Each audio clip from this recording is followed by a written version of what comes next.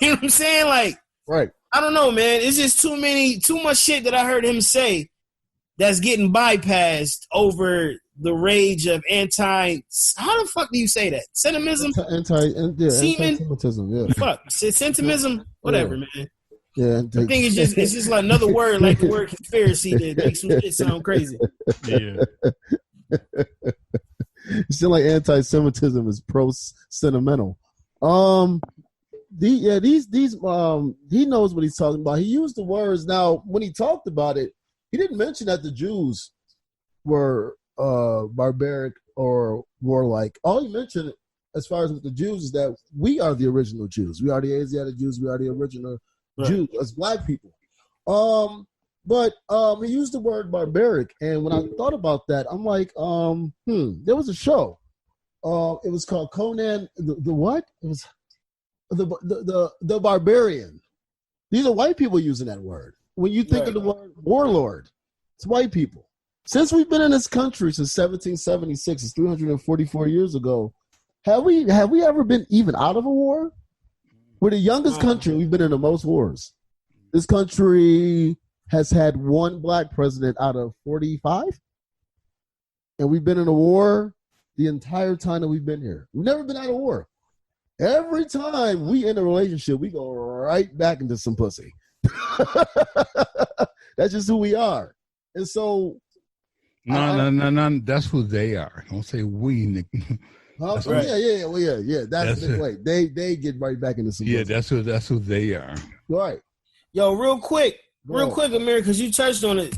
Somebody posted this, and it had everything you just said about war. Like, imagine if you were born in 1900. When you were 14, World War I begins and ends when you're 18 with 22 million dead. Mm-hmm. Soon after, a global pandemic, the Spanish flu, appears, killing 50 million people, and you're alive and 20 years old.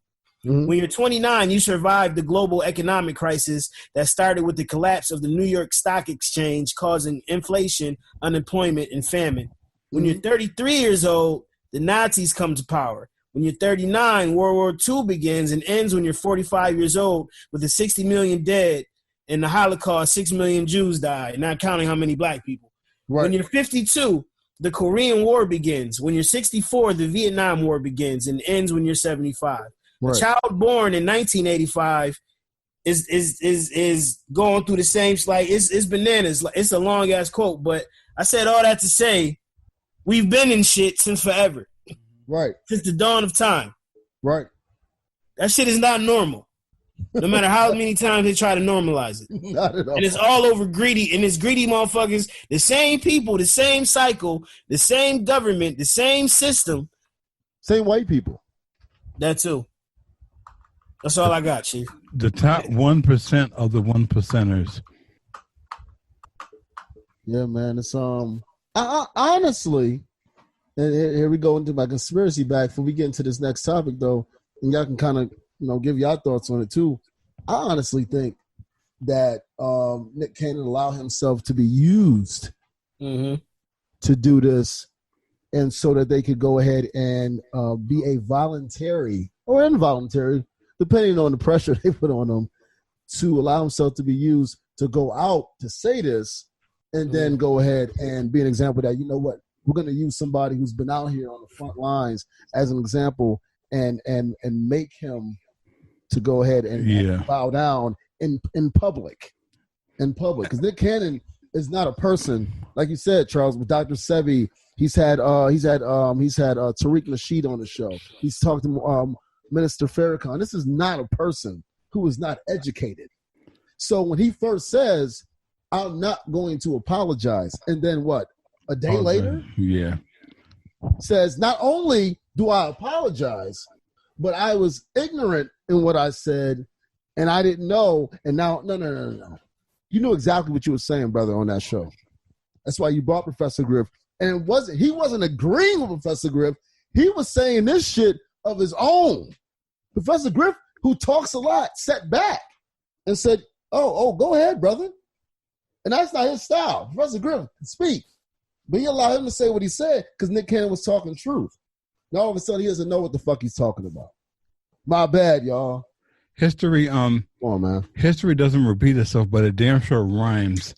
And so, whenever a slave would get out of line, the slave master would use that slave that got out of line as an example. Right.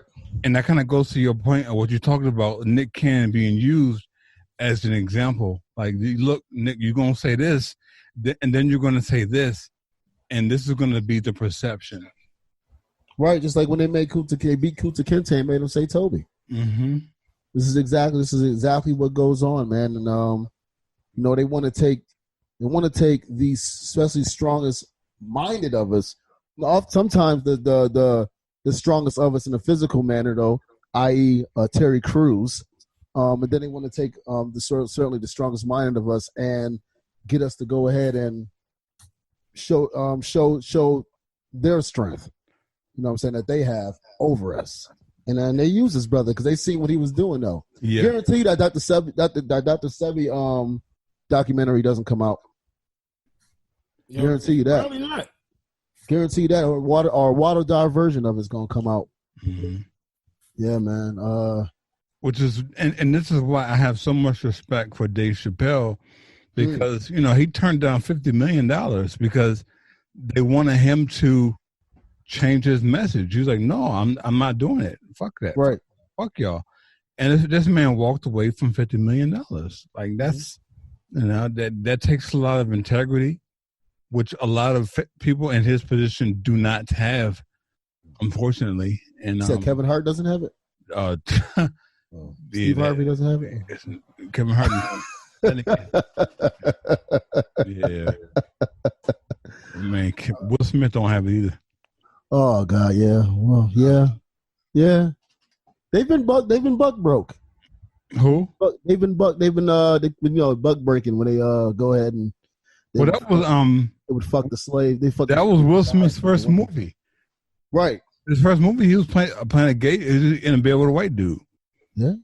I'm like, look, nigga, you want to get into Hollywood? This is how we're gonna break you in. Right. You gonna get this dick. Pause. Wait till you see my dick. Yeah, man. That's how it goes down, though, man. All right. We gotta get into the shits, though, man. I put up a post on my on Facebook about it. Of course, the ladies, of course, anything us guys put, saying, though, they gotta go ahead and talk they shit, though. But I gotta ask this question to y'all. The first part of the question is, should a girlfriend be treated like a wife, and vice versa, for the girlfriend treating the boyfriend like a husband? And how high on the list of red flags is how poorly a chick handles her finances? And can it be overlooked?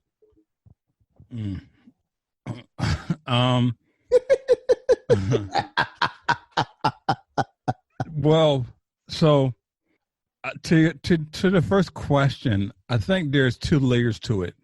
Like the basic layer, like just straight up, no, a girlfriend and a wife should not be treated the same.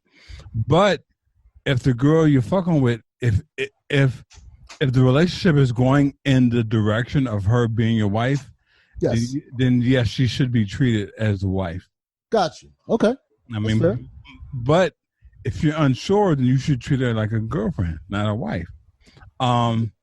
Secondly, the way that she manages her finances says a lot.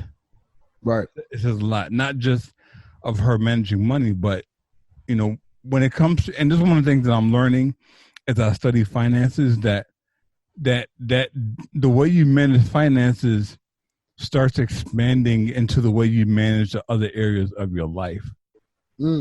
Right. So if she's poor at managing finances, and it's not always like tit for tat. So she may be poor at managing finances, but she may be a dope ass mother, right? So it's not always like in the same direction, but that's generally the case. Like if she's bad at managing finances, she's going to be bad at other areas too as well. Just my opinion. So you're saying that there is a possibility for you that it can, and for others that can be, it shouldn't be necessarily completely overlooked, but you can kind of maybe add in other qualities that she has that's something that you could work on. So it's not so you wouldn't say it's high on the list of red flags? No, not high. Just as long as she's open-minded to developing in that area, I'm good with it.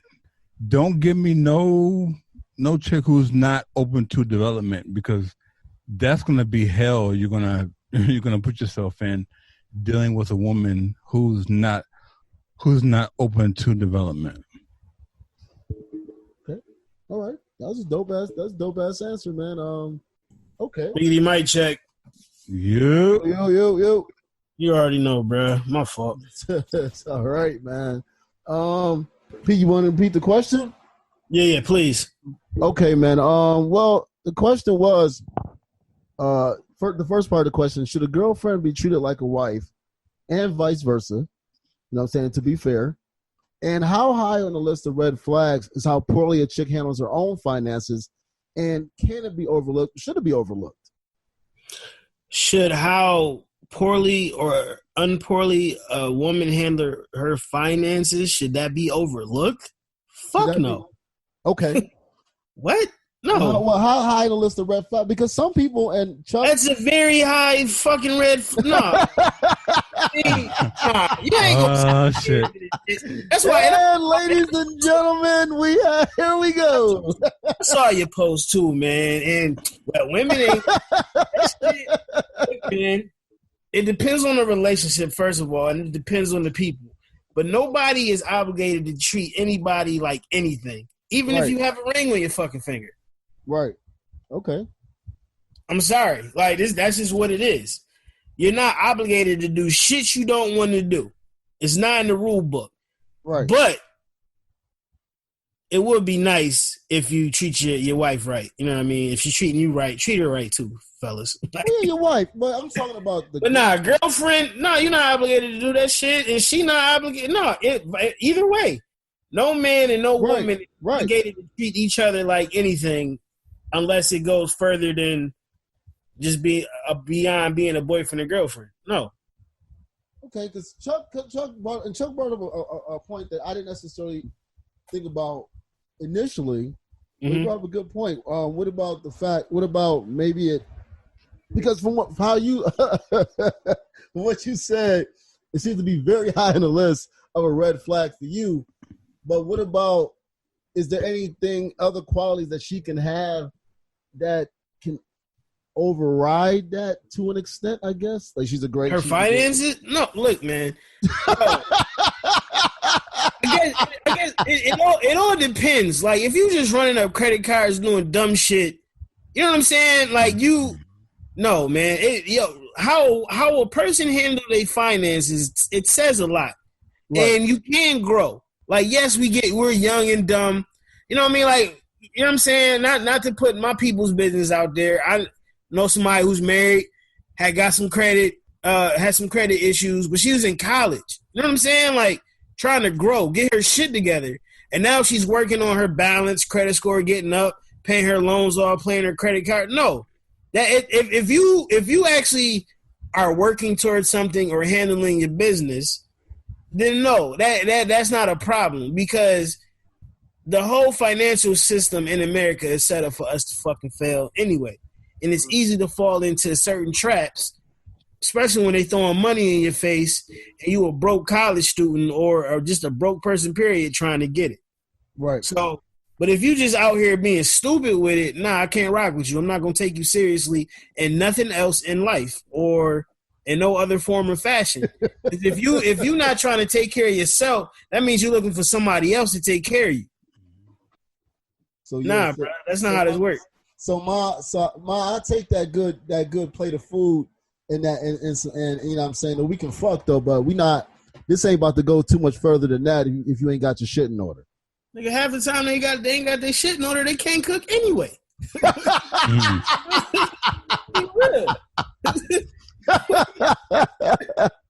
Oh my God. You know can cook. Let me stop. I'm talking shit. Let me chill.